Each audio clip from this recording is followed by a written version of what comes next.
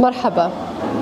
اليوم نحن هنا لقضية فلسطين، هي قضية الأمة أجمع باختلاف دياناتنا وثقافاتنا، فعلينا أن نحترم اختلاف التعبير، فالبعض منا يحزن ويتلو القرآن الكريم، والبعض يصلي في كنيسة، والبعض يعبر عن مشاعره بأغنية. كلنا نصلي معا، ولو اختلفت صلاتنا، بأن تعود فلسطين حرة، وأن يعم السلام على أهلها، شيوخها، نسائها، رجالها وأطفالها. اليوم معي هنا we have Parina. Parina is a sound therapist and a yoga instructor. She will share with us a prayer through a melody using her gong.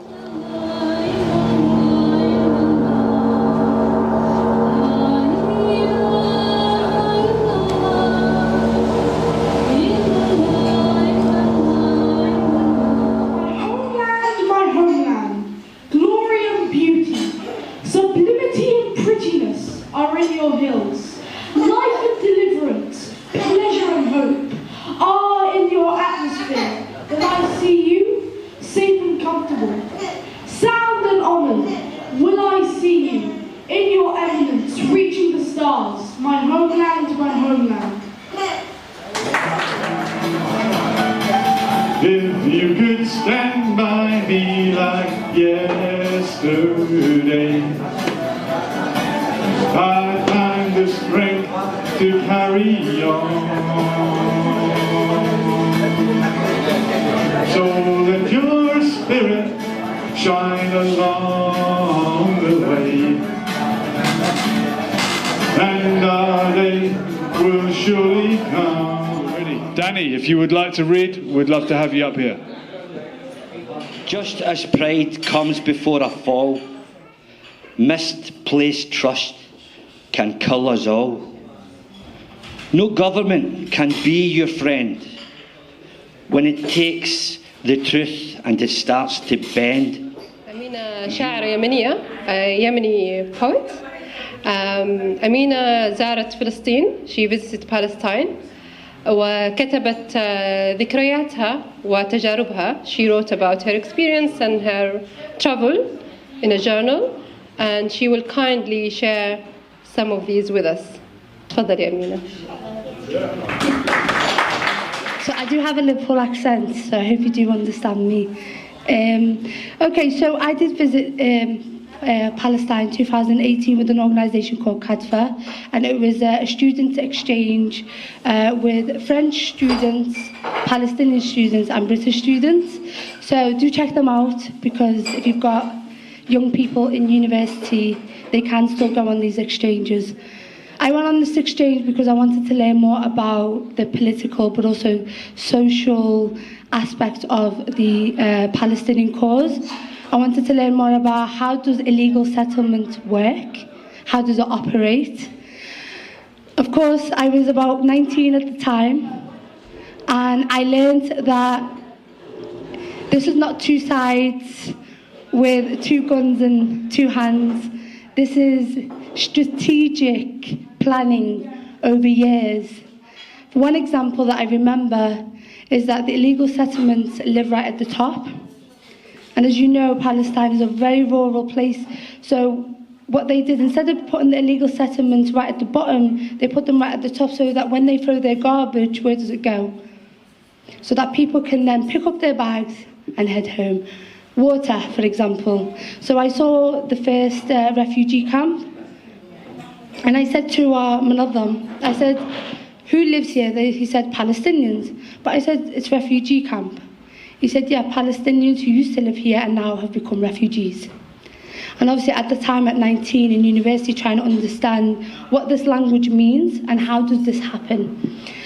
So I recommend visiting because the people are the most wonderful and resilient people. When we were in Jerusalem University, the IDF soldiers closed the university for 1 week, but that 1 week was actually exam week. And when they were challenged why they closed the university, they said because someone was trying to put a hole in the wall. So I said, بيدمروا نفسية الإنسان ايش عملوا؟ غلقوا الجامعة. They closed the university just so that people no longer have an ambition, to demobilize young people's ambition and to make people feel like they are not worth living. So please understand, like, even when this is all over and things settle down, there is psychological abuse right at the center of this. So the resilience of the Palestinian people is through their kindness, their humor, their dance. So remember, in all of this pain, there is also joy and also dignifying people. So, anyways, let's get to the poetry, right? Okay, so we arrived to actually the Israeli state border. As a British passport holder, it's actually a lot easier, also safer. So when we got to the airport, there was 3 of our white friends who were also British. They were allowed in, but anyone that was brown or of a colour deeper tone were interrogated for 3 hours. So there was racially profiling us, making sure that we do not come back ever again. Okay, passing through 2 states. I had hoped that a 2-state peace process would work. But after 3-hour interrogation at the airport, it seemed to me that the peace was broken the moment I witnessed my white friends pass the immigration office without question. You see, journeys seemed to begin on the road, but I intended to fall asleep, hoping I would wake up in Palestine, greeted with Arabic grounded coffee and brown silk-skinned dates picked especially for the guests.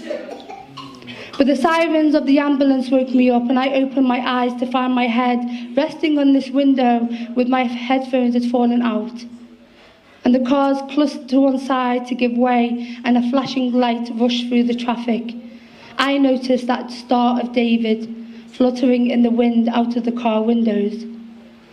It was like a night parade, a waving flags but with no drums, and from a distance the ambulance swerved into a junction and disappeared. And then this was a moon, the one that ascended in its curved, rounded beauty. It had reached midnight, and the long rows began to stretch far into the open space, but nothing but darkness and grief. And the stroke of cold breeze entered through the driver's window, and I looked out to find what looked like a human figure on top of a mountain, wrapped in clothes of colours red, green and white. We had arrived at the West Bank. There was no checkpoints or an immigration officer to question the year my parents were married or to ask me to repeat my full name several times. We arrived at Jericho, located to the Jordan River of the West Bank. And in the peaceful heat of the village, little huts stood on the edge of the carved mountains, facing the narrow and dusky roads. The roads thinned and small independent shops scattered, and one had a twitching light bulb hanging from the ceiling. Different coloured bags were scattered on the floor, and the rubbish piled on top of each other, waiting for the wind to blow them away. And then a group of men, their voices echoed, and as we reached closer, they were sat around a white plastic table with a teapot. It was their social gathering hours after a long, hard day at the checkpoints. They exhaled their shisha into the mist of the sky, and as I looked into their minicab, curious to where we foreigners had come from. So the driver beeped the horn twice for greetings and farewells, and a broken car left on an empty street stands on the 2 sides with 2 wheels remaining, smashed windows and hanged number plates. And the stray malnourished cats crouched outside the front door, waiting to be fed by the wise old man. And then I noticed a child cycling very close to the pavement with a milk cart tied to the back of his bike. I looked at him, and his small soft eyes wished we had stopped. So I turned my head around to find him turn into this dark alleyway. He vanished, but I wish we had stopped to speak to him. The old city of Hebron. So Al-Khalil, يتعرفوا في Hebron. So I would say from my visit, on my visit, I would say Hebron is the one I think the one that upset me the most and angered me. So with Hebron, you have illegal settlements living right in the middle of the city. And it's a bit strange because I saw these little children and they looked scared. And I was like, and I said to كلمت المنظم قلت ليش هم خايفين مننا? Why are they scared of us? Because a child is a child, yes? And a child learns from its environment, and a child learns from the adults who teach them. And then the organizer said to us that illegal settlements either works from around or from the center. And it's like a war game, right? You either attack from right in the middle or from the side, like from the center. And at 6 p.m, it was around 5:30, they said that we had to get off the streets. And I said, why? Because at 6 p.m, that is the time that the Israeli settlements do their shopping from Palestinian owners, because they feel too scared to do their shopping, so the streets have to be cleared. So that was really strange, because for me it was like, who's oppressing who and who's the oppressed? Because fear is, you are oppressed if you're scared too.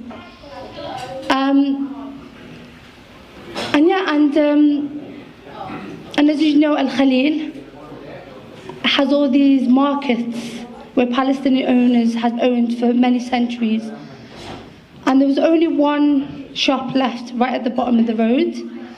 And Muhammad, who works there, I think he was a Muslim Christian Palestinian, and he said to me, Amina,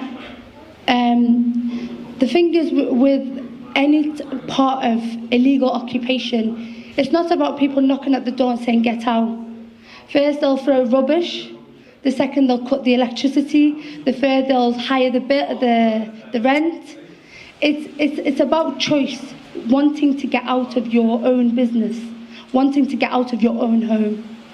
And that's one thing I want us to understand when we're watching what's happening, the murder that's happening at this moment, that even though Gaza is at the limelight, West Bank is also at a threat.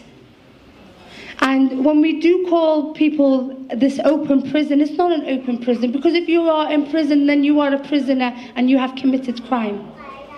What this is a mass murder, but for them to actually do that, they've had to have support, not only from Egypt, but also from Jordan. So I also think we have to also kind of understand that, because even when I went to Al-Aqsa, there was Jordanian police that had no power. But there was so Al-Aqsa, you had Jordanian police, Israeli police, and Palestinian police. Who controls what? And I think something that I really understood from my visit is that this will not end until we visit Palestine. This will not end until we raise awareness.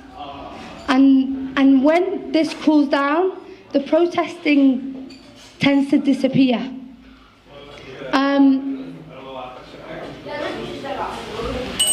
So the old city of Hebron made me very angry. And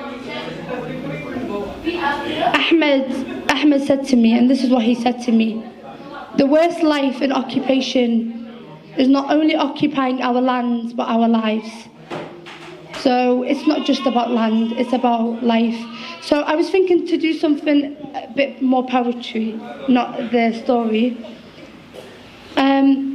We hear a lot about who is vulnerable in war, and we talk about women and children and disabled. But I also think men are still as vulnerable as any other, right? And one thing we forget is the mental capacity that a man can take in war. Especially when I watched the war in Yemen, there was this idea that men were either going to become terrorists or they're going to become weak. But what if they don't want to go into war? What if they do not want to protect? What if they can't? Where does that mental capacity actually take place? And I think it's something that we sometimes forget, because It comes from our Islamic equity, like that men have to be strong all the time. So I think the men that we're seeing on our TV are probably one of the strongest, but also probably one of the weakest mentally. And that doesn't make them weak, that they can't protect their land. It just means that they need extra support, and we need to recognise that. So this is called bystander, and it's recognising our fathers and our men who are silent in that mental capacity. I talk a lot, don't I? Bloody hell. Right. It's either you like my accent or you like what I'm saying. I don't know. Okay, so bystander. Just ask the little girl. Just ask the little girl who taught herself to count 36 hours when her father slept. Just ask the little girl who taught herself count when her father slept 36 hours, she carried him. Just ask the little girl who carried her father, like a stethoscope to his heartbeat, a binaural eyes to his footsteps. You see, the little girl and her father, they played hide and seek on the staircase, carrying 17 steps down, a kitchen door squeak, a clatter of spoons, a pour of grief he ate when they slept. Just ask the little girl who taught herself to count when her father slept 36 hours and she carried him. She carried her father. See, this was a pour of grief. He ate when they slept and the seat at the dinner table is missing. Because men who look like her father outside the masjid's gates, they don't knock anymore. He's missing from Friday prayers, they stutter his eyes between hers. She is the daughter of a madman. She is the daughter of a madman. Just ask the little girl who drew stickmen in glow highlighters.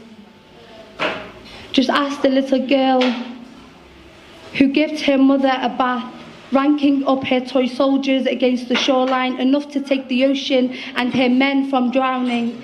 And just ask the little girl. Just ask the little girl who walked her heart to school in her father's size 9 shoes. See, they wait at the gates, and she finds that her name is red. She finds that her name is crossed in red. Look here, pointing to her shoes. I can't find my father. I think he's missing at home. Thank you.